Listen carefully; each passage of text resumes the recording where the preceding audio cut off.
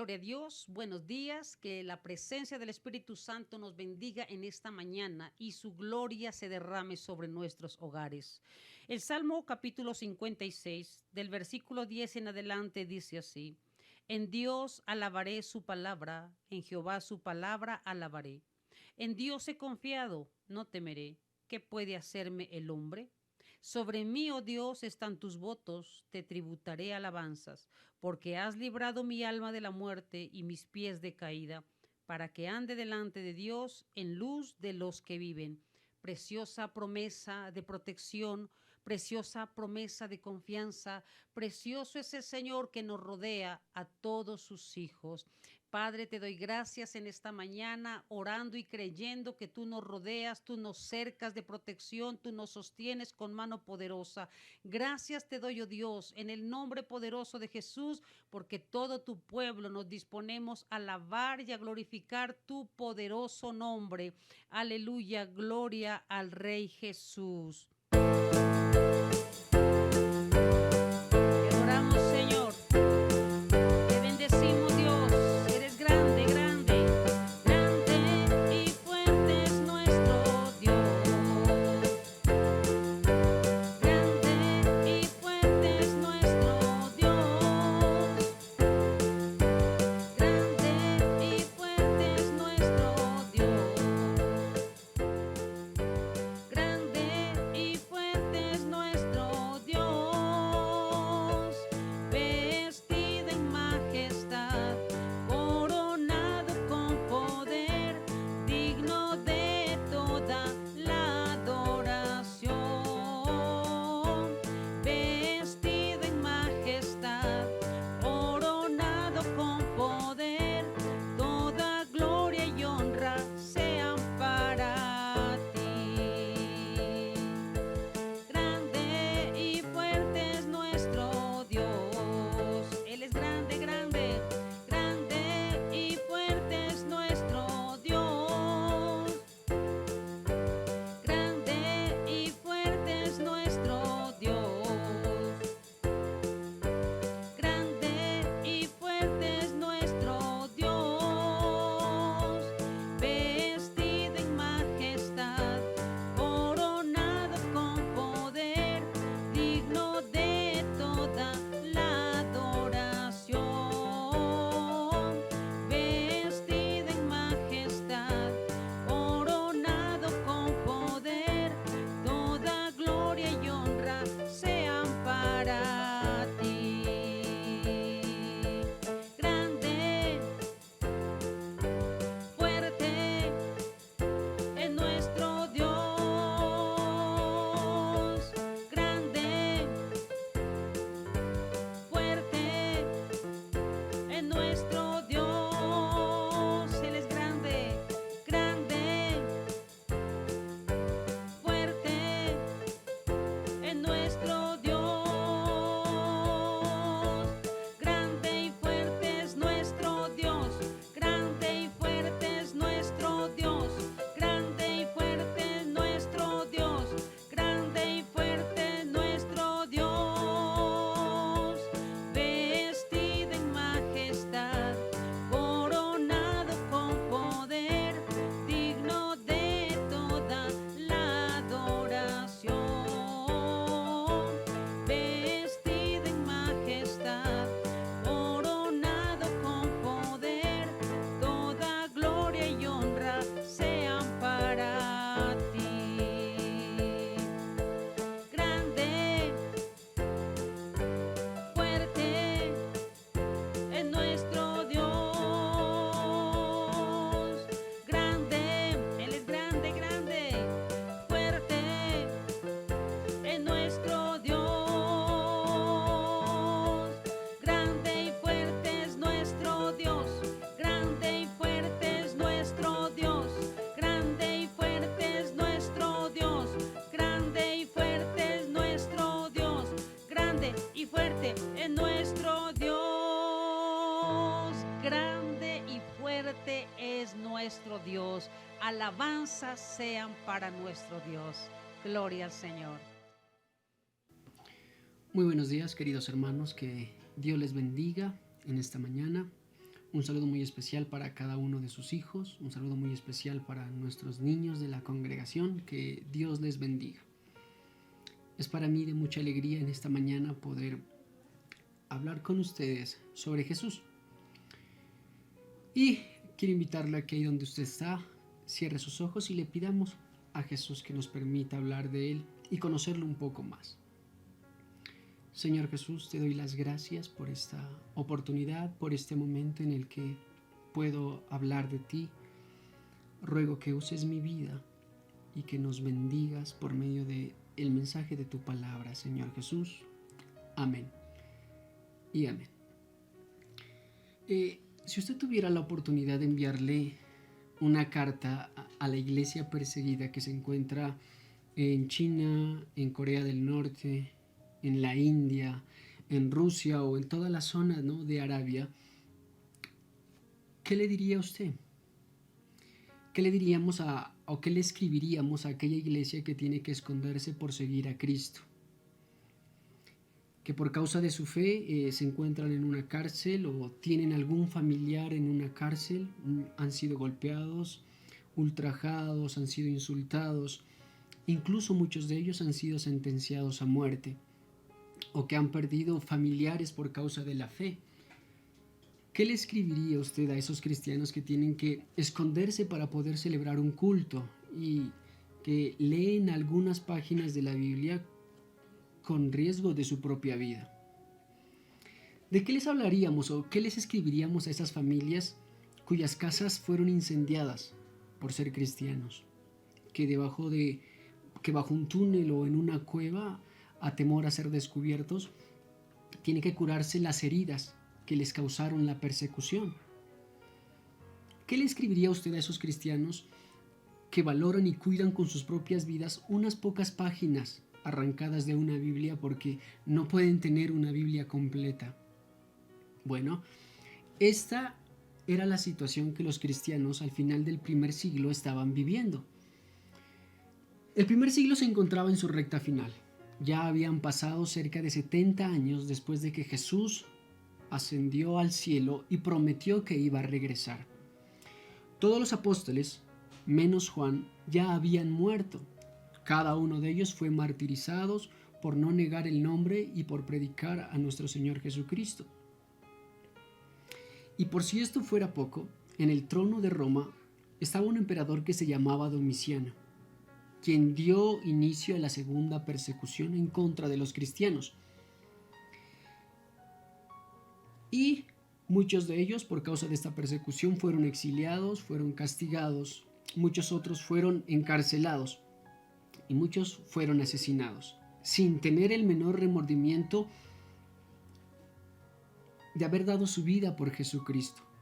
Toda esta persecución fue porque ellos fueron declarados culpables de ser cristianos. Obviamente ellos no tenían la menor intención de retractarse de tal acusación. La pregunta es, ¿qué se le puede escribir a cristianos que afrontan este tipo de vicisitudes? En medio de este panorama que le acabo de mencionar, Juan, el único apóstol que estaba vivo, escribe un libro a los cristianos perseguidos. Ojo, pero no es cualquier libro. De hecho, en el ambiente se podía casi detectar que este podría ser el último libro escrito por un apóstol que fue testigo presencial de la vida de Jesús. Ya no quedaba otro apóstol que haya vivido con Jesús con vida. Así que este libro debía contener un mensaje muy importante. Por otro lado, quienes ya lo habían leído, el libro que escribió Juan, anunciaban que este libro tenía una revelación importante y un mensaje importante que Jesús le daba a la iglesia de ese tiempo, a la iglesia que estaban viviendo estos tiempos malos.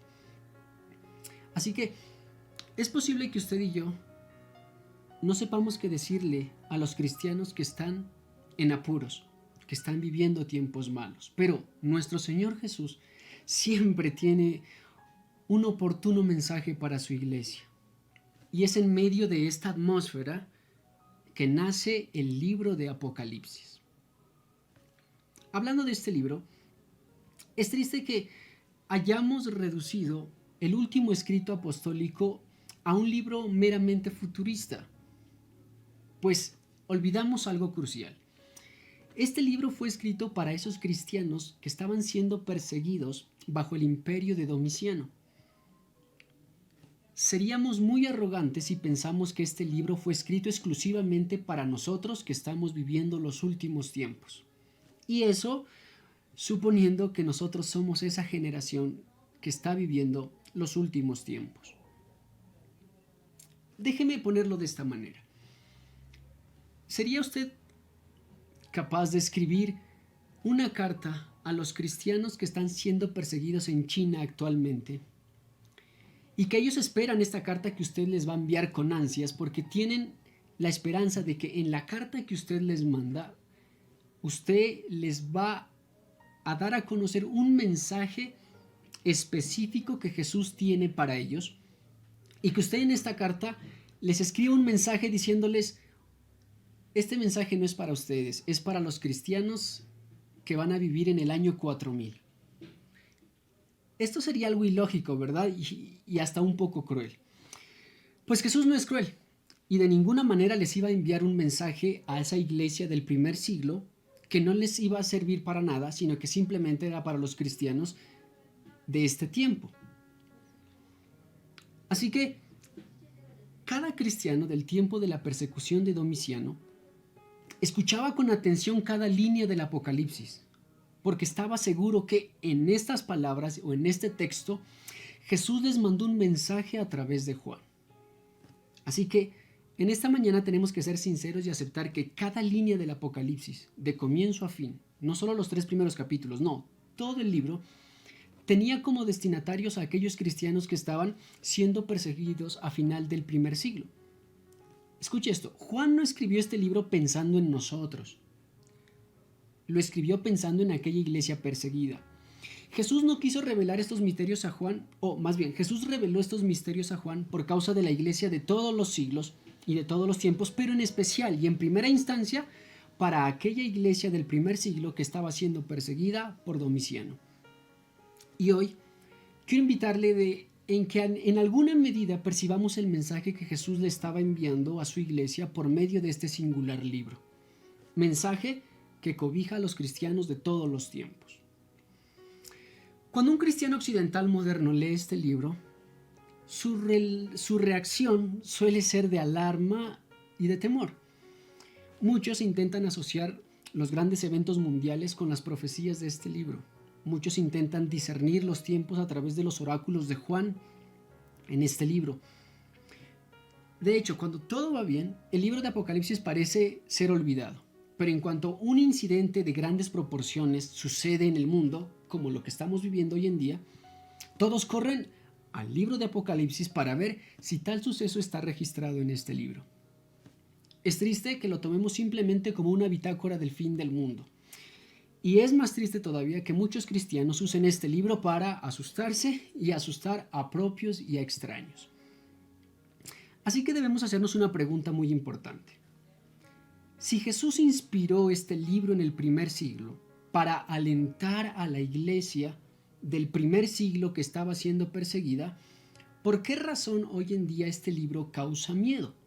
Ese no fue el objetivo de Jesús, no fue causar miedo. No quería asustar a estos cristianos que estaban siendo perseguidos, quería alentarlos. La respuesta es que hemos estado leyendo mal este libro. En nuestro afán de satisfacer nuestro deseo por conocer el futuro y vaticinar el futuro y cuándo será el fin del mundo, hemos perdido de vista el mensaje principal de este libro. Desde el año 100 hasta hoy, siempre ha existido esa generación que quiere especular y crear teorías de conspiración para anunciar: nosotros somos la generación que está viviendo el Apocalipsis. Hoy en día la red está saturada de tanta información especulativa, conspirativa y muy fantasiosa. Y todo por ir en busca de lo indescifrable. Y por esta razón hemos olvidado lo importante: el mensaje que Jesús tenía para una iglesia en apuros. ¿Y por qué digo que hemos hecho una lectura errónea? Mire la expresión de alguien al leer, al estudiar o al enseñar el libro de Apocalipsis. Se tensiona, se asusta o se preocupa. Volvamos al inicio de la historia. Jesús no quiere asustar a los cristianos del primer siglo, quiere alentarlos. Si usted le escribiera a un creyente prisionero en China o en Corea del Norte, usted no le escribiría algo que lo asuste. Todo lo contrario. Quiero que leamos la reacción del primer testigo de este libro. Lo encontramos en los últimos versículos del libro de Apocalipsis, capítulo 22, versículos 20 y 21. La palabra de Dios dice de la siguiente manera: el que da testimonio de estas cosas dice: ciertamente vengo en breve. Amén. Sí, ven, Señor Jesús. La gracia de nuestro Señor Jesucristo sea con todos vosotros. Amén. Esta no parece una conclusión de alguien que esté asustado con el Apocalipsis. Todo lo contrario, es de alguien que anhela que esa revelación se lleve a cabo. Si gusta, también podemos leer el versículo 17 para que me entienda. La palabra de Dios dice de la siguiente manera: y el espíritu y la esposa dicen: ven. Y el que oye diga: ven. Y el que tiene sed, venga. Y el que quiera, tome del agua de la vida gratuitamente. Recuerde que estos versículos son la conclusión de esta revelación que recibe Juan. ¿Ve usted miedo en estos textos que acabamos de leer? De ninguna manera. Veo a alguien que después de haber sido perseguido, de haber sido azotado muchas veces, de haber sido encarcelado muchas veces, de alguien que está a punto de morir, desea con ansias ver que esta revelación se vuelva una realidad. El Apocalipsis no es un relato del fin del mundo simplemente y de catástrofes por venir. Es la historia de la victoria de nuestro Señor. Es la historia de cuando Cristo retome lo que le pertenece y por fin acabe definitivamente con el mal. El Apocalipsis relata cómo nuestro Señor está en control de todo, que no importa si la tierra es conmovida, si van a caer asteroides, si aparece el anticristo, si van a haber hambres o terremotos, si el diablo se va a revelar en todo su esplendor. El Apocalipsis nos enseña que Jesús saldrá victorioso. Nada ni nadie puede impedir que Él reine. Ni todas las catástrofes que este libro habla, ni la bestia, ni el falso profeta podrán evitar que toda rodilla se doble ante Jesús y toda lengua confiese que Él es el Señor. Eso enseña el Apocalipsis. Ninguna de estas catástrofes inmutan en lo más mínimo a Dios. Cuando usted lee el Apocalipsis y los relatos que Juan tiene sobre el trono de Dios, usted no ve a Dios asustado, usted mira a Dios tranquilo. Juan relata a Dios sentado en su trono tranquilo, majestuoso. Así que el mensaje es claro. Aún en el fin del mundo, Él sigue en control. Él sigue siendo Dios. Él sigue sentado en su trono. Aun cuando el anticristo y el falso profeta se levanten, Él sigue en su trono. Eso es lo que Juan quiere que sus lectores entiendan. El anticristo y el falso profeta no le atemorizan en lo más mínimo a nuestro Dios. El que está en el trono y el Cordero no se ven asustados ante el reino del anticristo. Juan no dice que el Cordero se toma la cabeza de preocupación. Todo lo contrario, muestra a Dios el Padre y a Jesús el Cordero sentados en el trono recibiendo adoración. ¿Y sabe por qué? Sería ridículo que un rey se preocupe porque una pequeña hormiga amenaza con quitarle su reino. Juan y los cristianos del primer siglo no se asustaron al leer las calamidades de este libro porque hicieron una correcta lectura. Ellos se sintieron aliviados. Este libro era la promesa de que todo iba a estar bien. ¿Sabe por qué? Porque Él está en el trono y el Cordero sigue en control de todo. Ellos no se alarmaron con las descripciones de estas plagas. Ellos, al contrario, se gozaron al ver a Dios en las descripciones que Juan hace en el Apocalipsis, al ver lo grande, al ver lo majestuoso, al ver lo soberano, al ver lo magnánimo, sublime, rey sobre toda la creación, al ver lo que Él sigue manejando los hilos del universo. Puedo ver a estos creyentes del primer siglo terminando de escuchar o de leer este libro del Apocalipsis y con un brillo diferente en su mirada diciéndoles a sus hijos, con plena certeza: hijos, todo va a estar bien. Nuestro Dios sigue en el trono. Todo va a estar bien. Él sigue siendo y seguirá siendo quien gobierne el universo. ¿Qué importa si Domiciano nos persigue? Jesús sigue en el trono. Nadie se lo puede arrebatar, nadie se lo va a arrebatar, ni el diablo, ni el anticristo, ni el falso profeta podrán evitar que nuestro rey se quede con la victoria. Es cierto que Domiciano está sobre el trono de Roma, pero muy por encima de este trono hay un trono infinitamente más importante, y quien está sobre ese trono no es un enemigo nuestro, al contrario, es nuestro Padre y nuestro Rey. Hijos, todo va a estar bien. Vale la pena serle fiel a este gran Rey en medio de esta persecución. Podemos imaginarnos a una familia que la amenazan con sacarla de su casa por una deuda, con ser desalojados y echados a la calle. Pero antes de que esto pase, reciben una carta en donde se les explica que un benefactor ha pagado la deuda que ellos deben.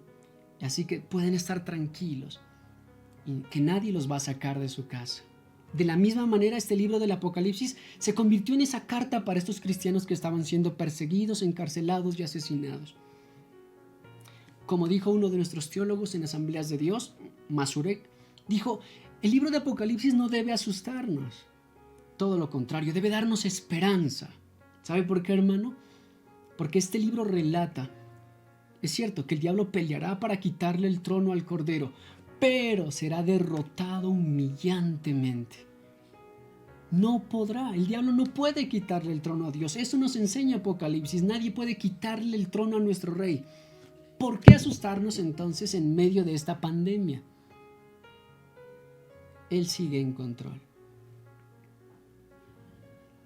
¿Deberíamos asustarnos si este libro nos profetizara que el diablo se quedará con el trono de Dios? Pero no es así. Tan poderoso es nuestro Dios. Escuche esto, tan suficiente, tan fuerte, tan providente, que ni siquiera se levantará de su trono para pelear contra el gran dragón. Tal es su poder que sin perder su paz y su majestad y sin levantarse de su trono lo va a derrotar.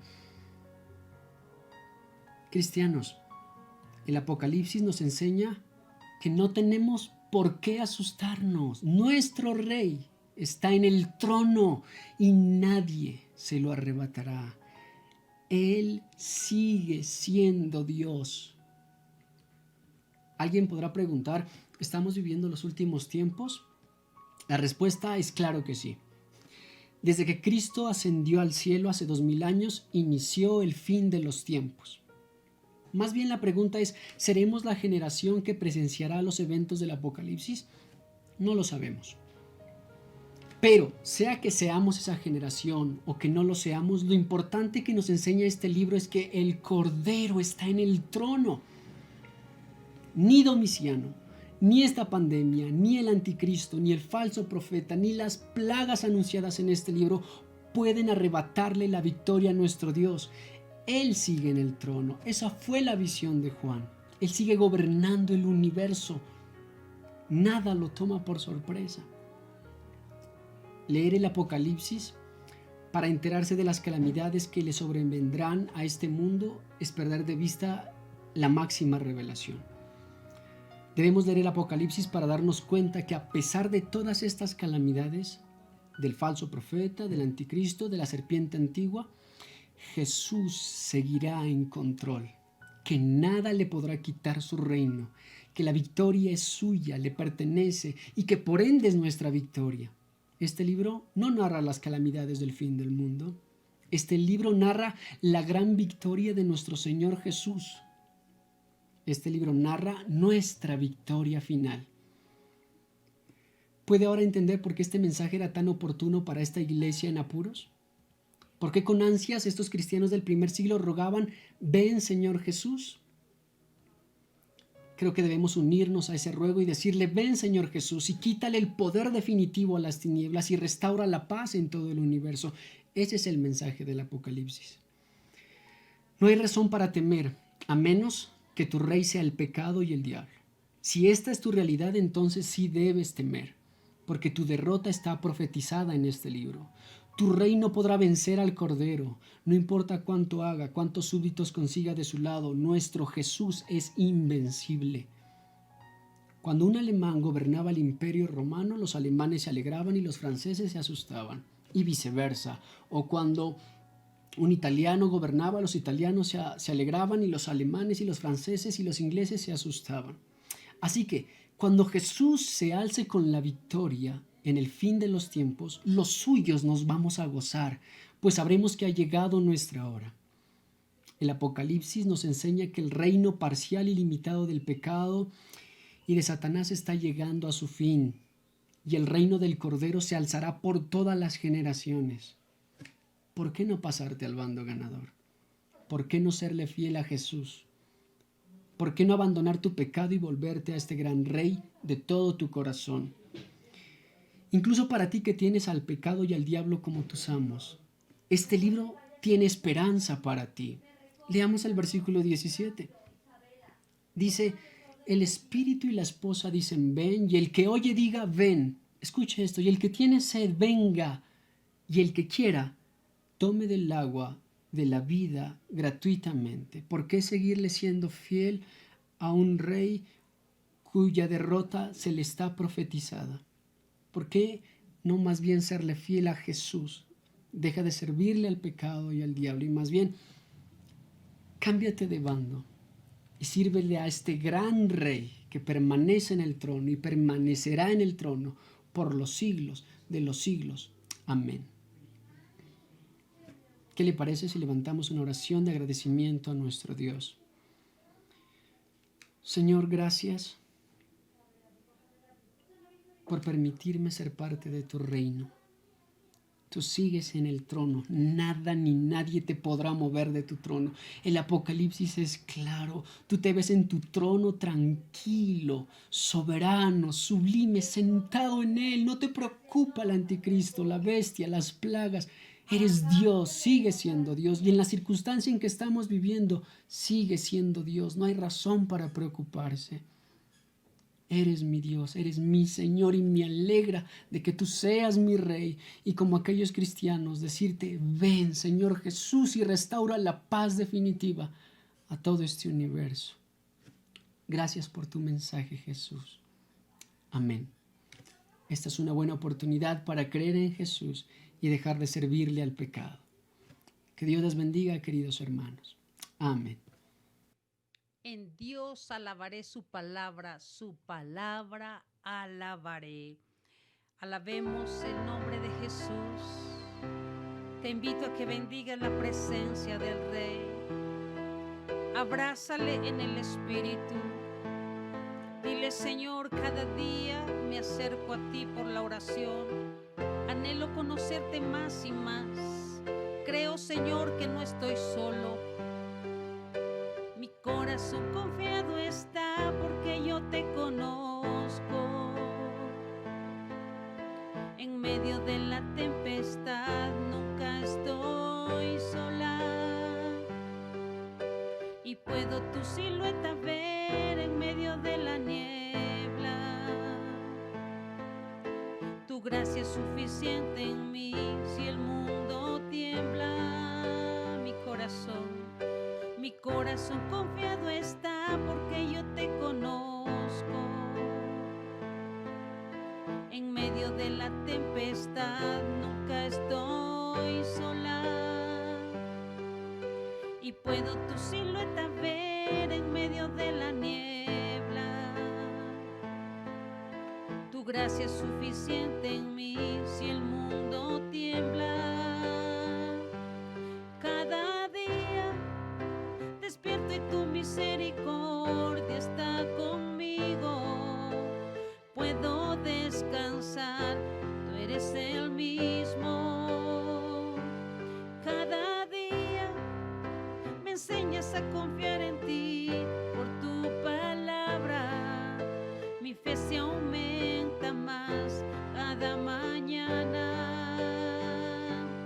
Cada día despierto y tu misericordia está conmigo. Puedo descansar, tú eres el mismo. Cada día me enseñas a confiar en ti por tu palabra. Mi fe se aumenta más cada mañana, cada día.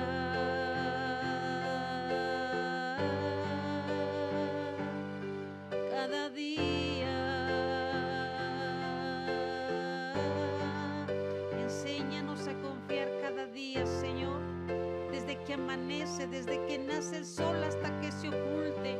Confiamos en que tú eres nuestra providencia, nuestra provisión, nuestra protección, Señor. No hace falta tocarte, solamente es necesario creer que tú estás allí cada día, Señor.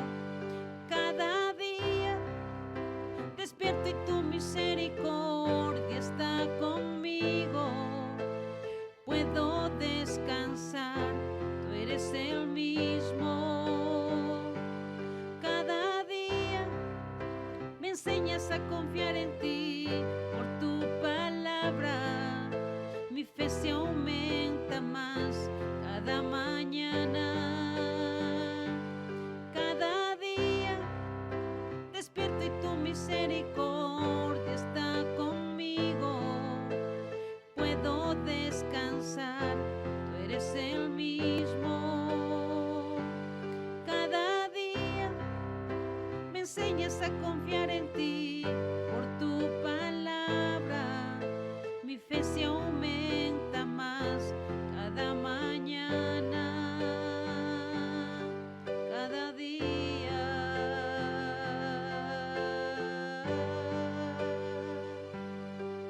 Cada día.